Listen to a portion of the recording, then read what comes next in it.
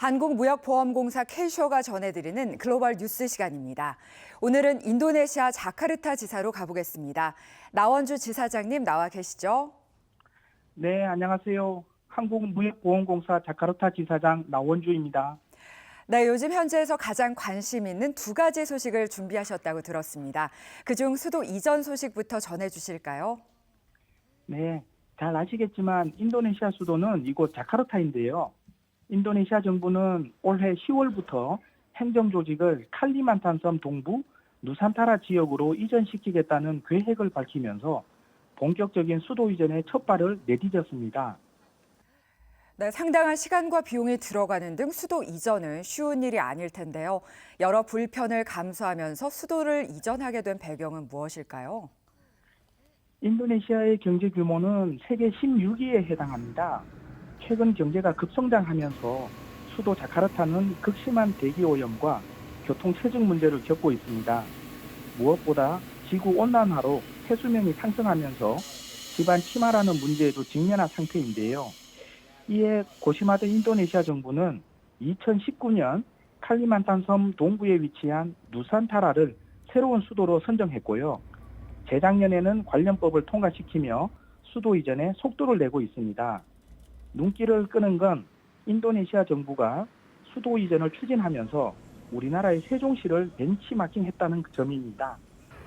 우리나라 정부가 세종시의 주요 행정 기능을 먼저 이전시킨 것처럼 인도네시아도 올해 안에 대통령궁을 비롯한 주요 행정부처를 먼저 이전시킬 계획이라고 합니다.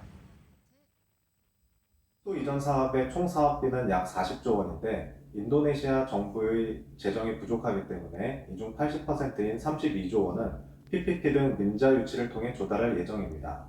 다양한 정부 지원 프로그램을 활용해 수주를 모색하고 있습니다. 네, 그렇군요. 연초에 실시된 대선 소식도 준비하신 걸로 알고 있는데요. 지난 대선이 현지 경제에는 어떤 영향을 줄지도 궁금합니다. 말씀하신 대로 지난 2월 인도네시아에서는 대통령 선거가 실시됐습니다. 외신을 통해 전해졌던 것처럼 전 국방장관인 프라보워 수비안토 후보가 대통령으로 당선됐습니다. 오는 10월 취임하는 프라보워 당선자는 현 정부보다 더 강력한 재정 정책을 쓴다는 입장입니다. 이를 통해 연 5% 경제 성장률을 8%대로 끌어올릴 계획입니다. 구체적으로는 판유 기반 바이오 연료 생산을 늘리는 등 식량과 에너지 분야 생산량을 확대하고 니켈 등 핵심 원자재 개발에도 박차를 가하겠다는 계획을 밝혔습니다. 우리 기업들의 입장에서는 새 정부의 경제 정책을 잘 분석해야 불확실성을 줄이고 새로운 기회도 엿볼 수 있을 텐데요. 어떤 부분에 주목을 해야 할까요?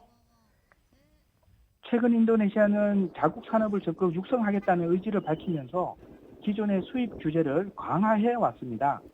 관련 규정을 보면 우리의 주력 품목인 전자제품, 화장품 등의 수출 과정에서 시간과 비용이 증가할 것으로 보입니다.